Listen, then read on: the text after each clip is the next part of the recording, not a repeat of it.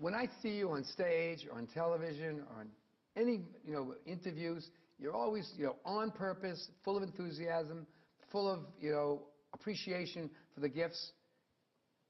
Was there anything that you were insecure about when you were growing up that you felt, oh my God, this could cripple me, or it was something that you really one thing? overcome? How many of the one things you want? No, Peter, I have trained myself with certainty, not just with stories by focusing on when I did succeed and building those stories, but honestly by building into my body that certainty physically, like driving it in myself.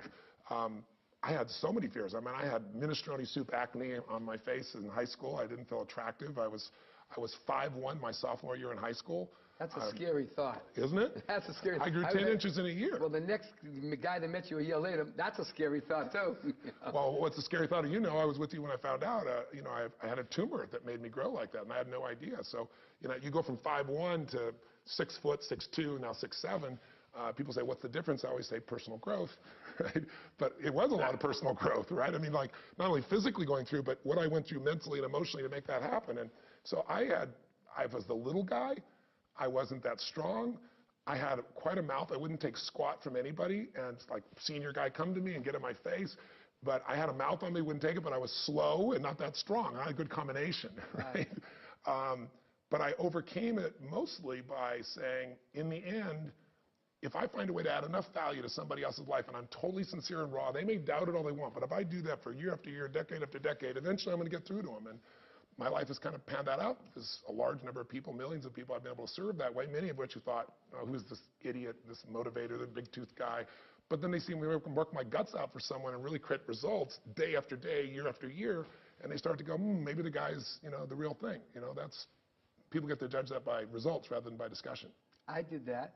Yeah. I did that. I told you my story that I saw your stuff and I thought, oh my God. And I saw it another time. And then finally at one vulnerable moment, yes. I bit. I got you when you were vulnerable. That's the right. That was very vulnerable. You did. Yes, yes. When you're needy, that's when you'll need, you yes. know. And so, yeah, I do think that's true. The interesting element is that sharing the fact that you weren't, perfect and born that way, yeah. and we're ready, you're ready to go from the go, yeah. is important, because I think most people don't realize that they have the ability to tell a different story to transform themselves. Well, the best way is not for me to tell my story, because that's self-inflation. That's not my goal.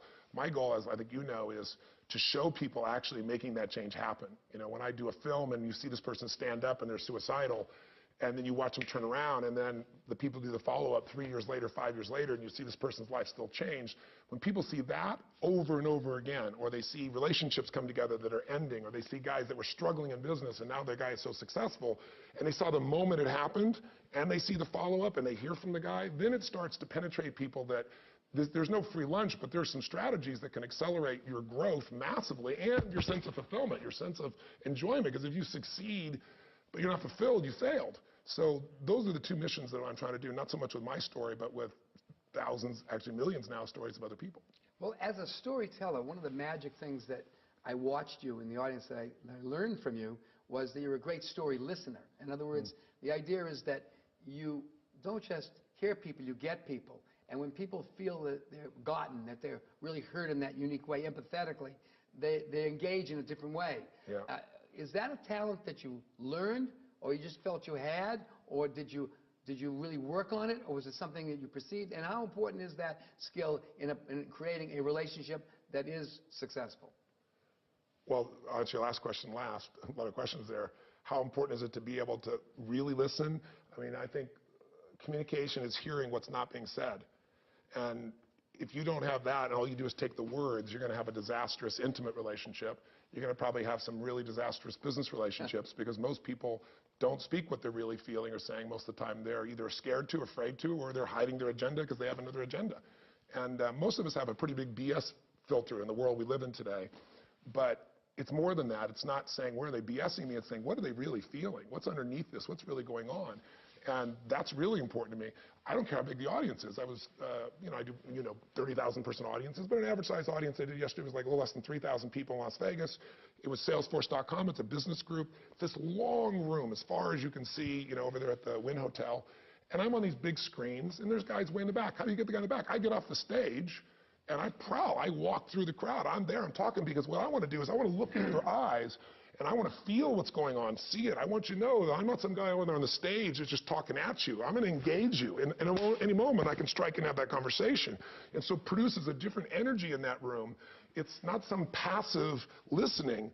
And it's not with me either. The minute they speak, I'm now zeroing in on what they're feeling, and I'm also saying, who else does this relate to in the room, and how can I use their story to help other people simultaneously?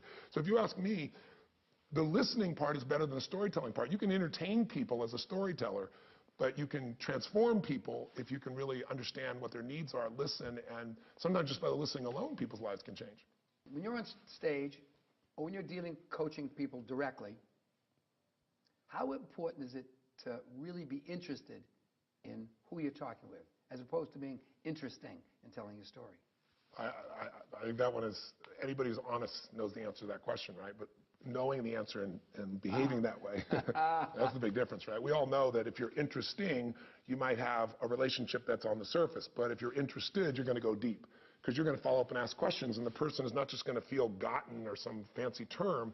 They're going to feel that real connection that's happening. Because we live in a world where there's so little raw reality. Reality television, we all know, is bullshit, right? So what is real anymore? And most people are so good at presenting that I think most people, they'd rather see the screw up. They'd rather see a presentation that's not as refined, so they know there's something that's real underneath it. But I think if you're interested in them, you don't have to work on the presentation side, because people can see the start-stops that are really real, and more importantly, they'll feel that connection with you. So, you know, your whole thesis in life is understanding that the story is what drives everything in life. It's what drives the influence of another human being. But the understanding of that person's story is more important than your ability to formulate your story. That's why I think in your book, one of the most valuable things, Peter, is the backstory. Because sometimes you can find that backstory in advance, sometimes you can't. Right. But if you're watching and listening and asking questions, the backstory will show up right in front of your eyes if you're engaged with that person. If you've got some rehearsed little talk you're going to do, you're going to be in your head instead of being here. I call it uptime. If you're in uptime, I'm in you. Now to do that, I have to know enough things and have a large enough bank account of things I've investigated or I understand or I've talked about, that I don't have to worry about what I'm going to say. I've got so many, like you've got so many life experiences, that I have a good idea of what I want to talk about, but then when we get here, it changes. When I was at this seminar the other day, I had this whole thing I designed, and I'm nuts. I think things through, I design it, and then I never do what I've designed. My team, it's the big joke. You drop the script. I drop the script because when I step out there, I'm here and go, nope, that's not what's needed right now. And that's also why I'm never bored. Right? I'd be bored out of my mind if I was 33, 34 years doing this stuff and I was doing the same stuff. I've got pieces I know work, stories or examples, and I might even plan to use it. But when I get out there, I could see, nope, it's something else. And so it becomes art and alive instead of some devoid. You could have a tape recorder otherwise and just do this, right? Well, you know, it's great. She said the whole thing. You have to prepare ferociously. And then you're going to drop your script, because you want the spontaneity, you want the aliveness, you want the eccentricity of things happening. Yeah. But when you see somebody telling their story and you're decoding it, or they're a business person, if they're not authentic, does it shine through no matter what they say? Well, I'd love to say yes, but I know I've gotten the wool pulled over my eyes, so that would be a lie. But I would say most of the time at this stage of my life, I'm pretty good at that. And I think most of us are. Only because, unfortunately, we've all been disappointed so many times that we have a little part of ourselves that's like, it's all BS. And unfortunately, that can become a filter to you not actually seeing somebody, experiencing somebody, because you have all your presuppositions, right, that are running your life instead of being here now. But I'm a little bit more trusting, so I'd probably stay with it a little bit longer. And I've had so many people, you know, make up a story about me who never met me, because also my style. I talk rapidly, and that's just me. I'm passionate. You know, you and I get together, it's like bam, bam, bam, bam, bam. You know, other people stand around and watch the two of us when we go have lunch or we'll go to the house or go skiing or whatever. And so I love that. I love the speed of our interaction because my brain works so fast. So some people don't trust that. It's fast-talking salesman is their metaphor for it, as opposed to a passionate son of a something, you know, which is what I really am. You're an authentic son of a bitch. Love you. Thanks a lot. Love you so much, Steve.